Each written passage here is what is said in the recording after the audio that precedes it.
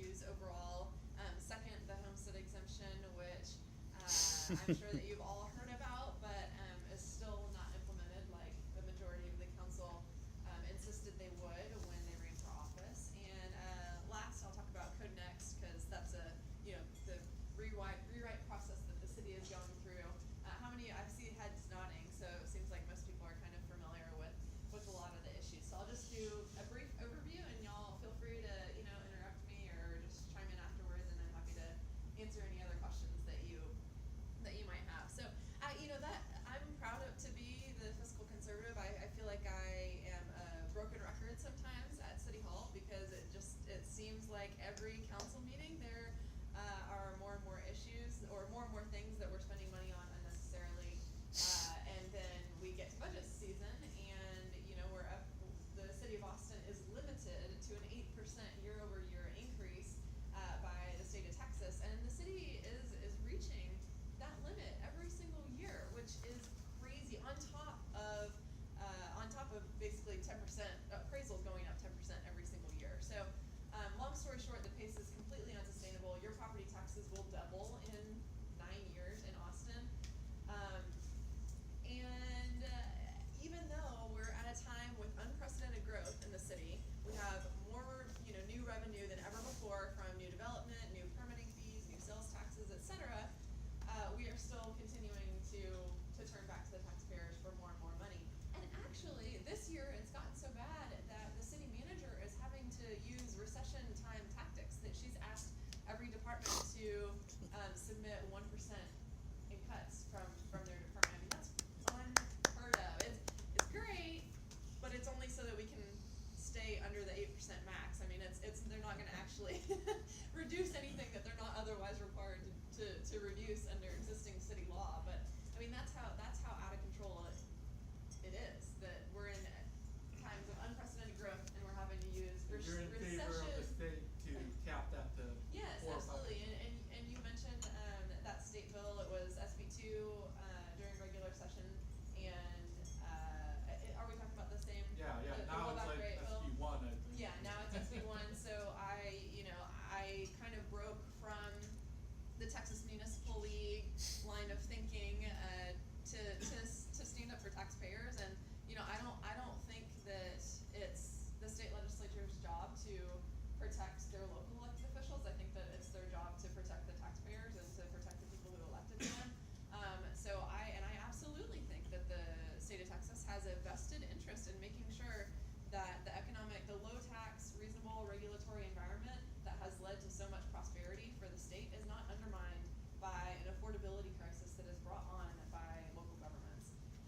So I think, actually, I don't know if you know, but Adam, I know it was heard, there was a formal meeting in Ways and Means today. I don't know what they ended up voting out. What I heard was that they committee substituted the Bonin bill onto SB1, so that's basically the bill that it does get you to automatic rollbacks, but it's at 6% and with some really big exemptions in it. Don't worry, Austin would still be covered. But a lot of the smaller counties and a lot of the things that have the folks in the rural areas really upset right now is not addressed in the bill, but it would cover us. Right. Yep. At 6%, which is better than where we are now.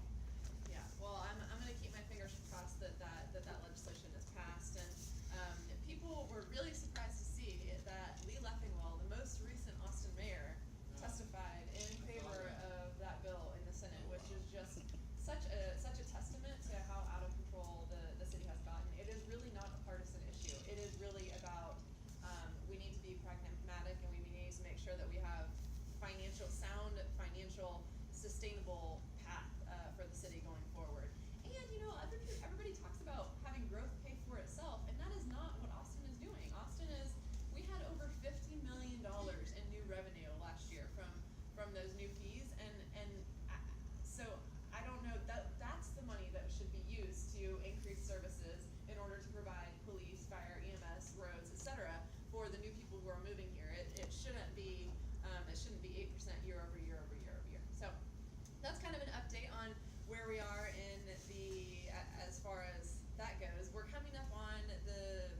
cycle for this next fiscal year. So this is kind of the time for, if you've ever thought about getting involved in anything city related and you want to get involved in the budget process, tomorrow actually the city manager is going to be presenting the proposed budget for the next year, and then over the next month or so the council will be kind of going back and forth, you know, taking money here, putting it over here, etc. And there's going to be a couple of public hearings. So if you're not already on my email list or connected with me on Facebook, please make sure that you do that, because I'll keep you posted on when the public hearings are happening and what the best ways are for you to voice your opinion. You know, it's too bad that I guess property tax bills and the budget cycle don't align more, because I hear a lot of complaints once those things come out every year, and people don't realize that now is the time for you to voice that input. And I know, John, you came one year, Yep. and you sat through a lot of the testimony. You can attest that It's a begging ritual. yes, It's the crazy. people who It's come- grotesque. The people It who come is. before council are people who are receiving some kind of financial benefit from the city, and they come and they say, we want you to increase this program, or I want you to increase, you know, my spending on my issue. And there are very few, if any, average Austinites who speak up and say, I'm so tired of the property tax increases and the irresponsible spending. And yeah, I think you were one of two of them Yeah. that year. So, and yet I know that is not reflective of the populace in Austin as a whole. I mean, I know not just in my district but across Austin that affordability and cost of living is something that people are continuing to struggle with, again, across both sides of the aisle. So the homestead exemption actually would have been one thing that would have helped to address cost of living and reduce property taxes. And I'm sorry if I'm kind of beating a drum that y'all are all familiar with, but just a quick summary: the city and actually any county can enact up to 20% homestead exemption, which is basically a break on your property taxes for the house that you live in. Travis County already has that full exemption, and yet the city of Austin has chosen to not give homeowners that benefit. So that was one of the things that I ran on. It was one of the things that Mayor Adler ran on, and many other people on council, is getting to that 20% homestead exemption within 4 years. In fact, the council 2 years ago, we passed 6%, which was great, you know, a quarter of the way there, and we passed a specific commitment to get to that 20% within 4 years. Unfortunately, last year the council only agreed to increase it an additional 2%.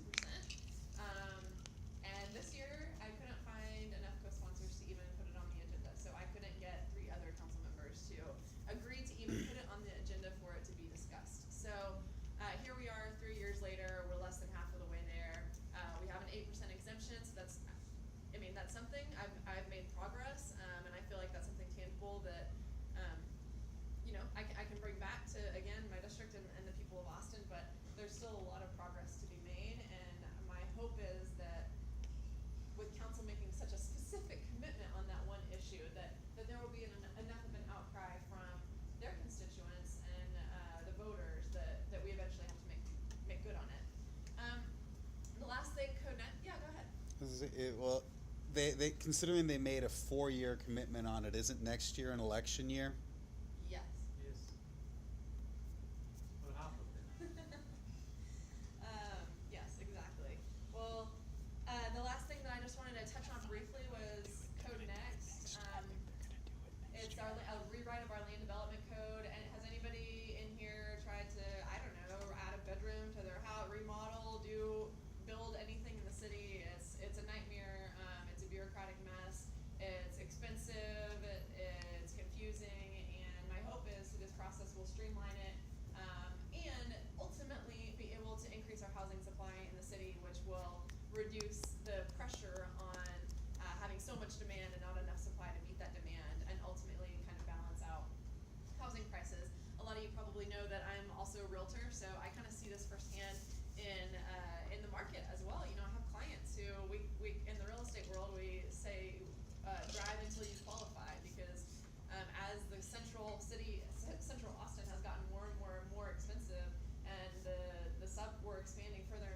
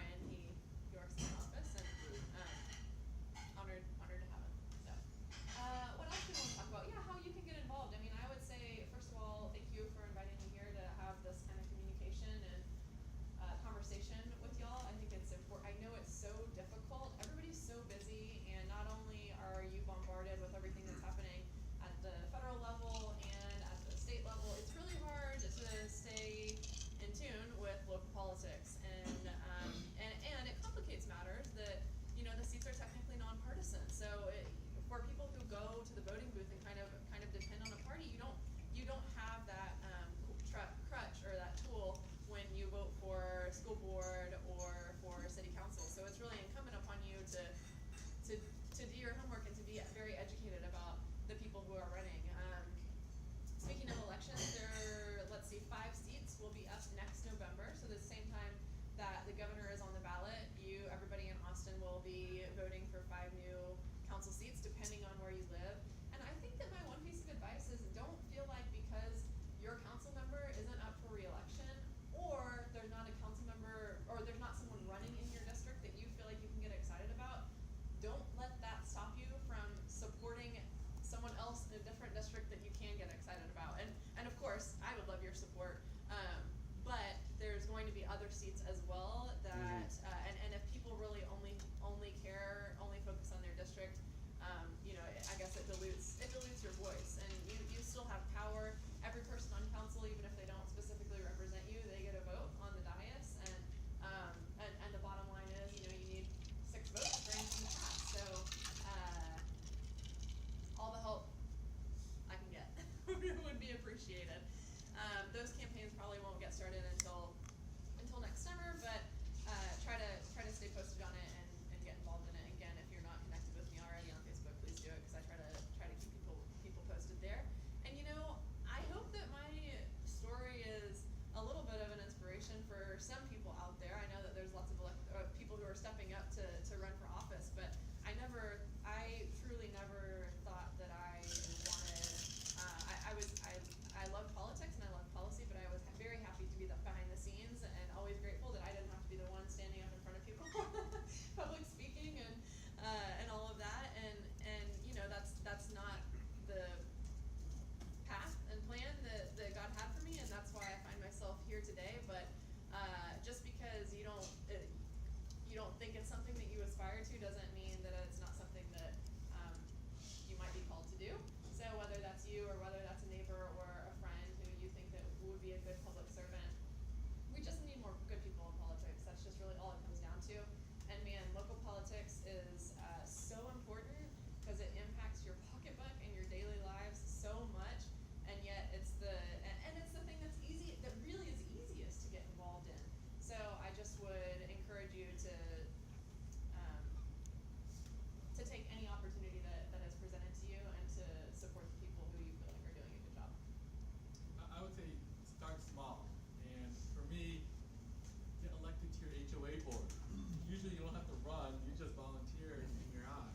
But it gives you experience of going to meetings, talking to people, hearing angry constituents, in your HOA, and then parlay that to maybe city council or school board seat, and just work your way up. But there's a lot of things, precinct chair, that's an elected position, but nobody ever really runs or campaigns for that, and you can get involved on a little level and just work your way up to a bigger position.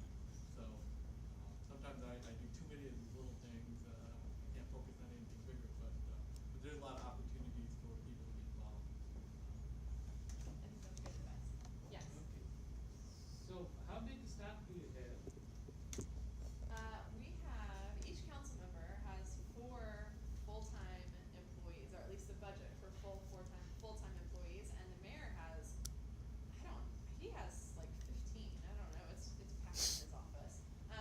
I have, the previous council had 3 full-time employees, and one of the first things that this council did was increase their own budgets, which is something that I didn't support.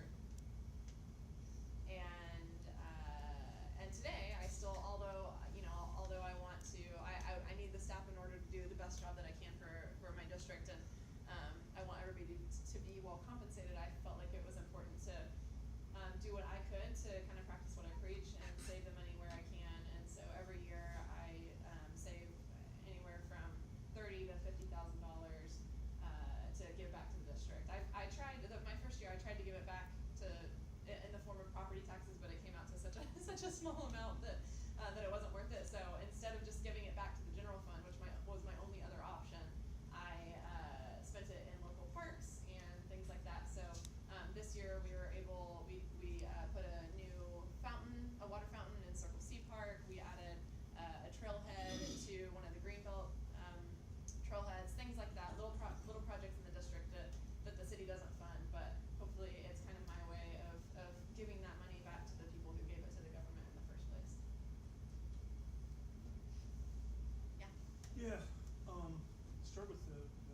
that stuff. I've read some of what's been put up, and it doesn't make me really hopeful that there's gonna be anything great in our future. And the word that I'd have to use is chaotic. Am I just living in my own head, or do other people feel that a lot of this stuff is pretty unrealistic? I think that my biggest fear, and I don't know if we're talking about the same thing, but really my biggest fear is this thing that started out years ago with really the intention of making government more efficient is going to get so derailed in the process that we don't ever get there. One of the biggest dynamics at City Hall is kind of neighborhood. It's not even neighborhood associations. It's Yeah, it is. There are some. Not all of them. Like I love my neighborhood in my neighborhood association, but Parking meters and road humps, yeah. there are some in the city who feel very strongly about protecting what they have. Protecting their neighborhood, especially in the central core. And what that has led to is a lack of density in our city, and that has led to ineffective public transportation and a long list of other things, and a strain on resources as people are forced further and further outside the city to find the kind of housing supply that we need to keep up with the demand. And what's frustrating to me as someone who represents a more suburban area is that then they turn around, then the council turns around sometimes, and when I'm advocating for, I don't know, more frequent bus service or roads in a certain area, they say, well, it's their fault for moving so far out in the first place. They can't expect the same kind of services that people in the central city get and deserve. And it's so frustrating because they would love to live in the $1 million condo downtown if they could afford it.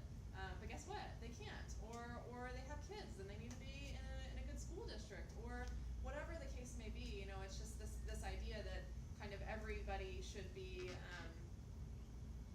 should ride their bike to work and live within walking distance to their office, and the reality is that people can't afford it, and it must be nice for the people who can, and great, it's one more person that's off the road for the rest of us. But especially with I have an 11-month-old daughter now, and I don't understand how are people with kids supposed to get their kids to daycare or to school or wherever else. I can't put my baby in like the basket on my bike, and ride her around. So it's just kind of that attitude of, well, it's your fault that you moved out there in the first place is really disheartening and disappointing, and that's why I think for all of its flaws, I do think that the single member district system is important, so that at least there's kind of that diversity of opinion and people bringing up issues that people in different parts of the city experience in different ways. Anyway, back to your question. Sorry, I went off on a tangent there, but I am hoping. So anyway, the kind of people who really want to protect their neighborhoods and don't want to see that density, I understand where they're coming from. They don't want the additional traffic, and they have a great piece of property, and maybe more people coming in will dilute the value. I don't know. I don't see that happening, but ultimately they have had a very strong voice in the process so far, and I'm not sure that there's been quite a strong voice on the other side, kind of counteracting it. And so I think that some of the council members are maybe feeling political pressure in one direction, but I ultimately I hope that we can kind of stay focused on the original mission. Otherwise, I won't. Otherwise, if we get to the end of it and it's not, and I don't feel like it's streamlined and it's simplified, then I can't support it. And I have been a big advocate for it so far. So we'll just have to see what happens over the next few months, and ultimately it'll come down probably a lot to the mayor's leadership. He's the one that is directing a lot of the conversation on this issue. So Toast. Yeah. So that's kind of my nutshell thoughts on that. Yeah. Well, first off, I want to say that I really appreciate what you've done. I helped a little bit get you elected, and I think my time was well spent. thing that I don't see in the city is any concerted effort to put pressure during council meetings on the council. As you said, you know, I was one of 2 or 3 people in the entire audience of, I don't know how many seats are in the theater there, because they were completely full. And there were masses of people on crutches, and I mean, it was like Lourdes. It was very strange. We had two or three full 8-hour days of public testimony, so hundreds of people. Yeah, and the utter lack of voices, other than raise taxes, give me more money, was pretty. It wasn't disheartening; it was irritating. Yeah. That is what the culture of Austin has been able to gin up. Right. Well, and it's just, you know,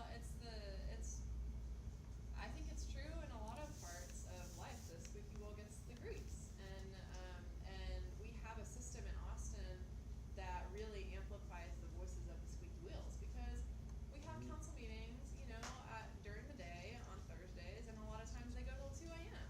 So who has the time and ability to sit through that kind of meeting?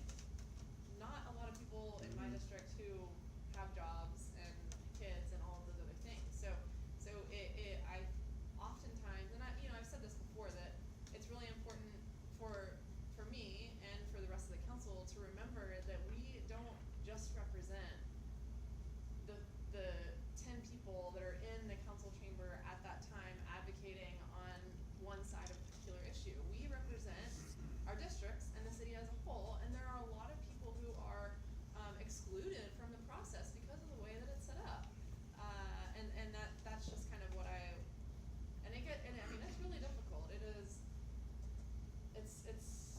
It's very difficult being the only one. I mean, with Dawn and Sherry, at least there was some other people kind of at the table often advocating on the same side of an issue, but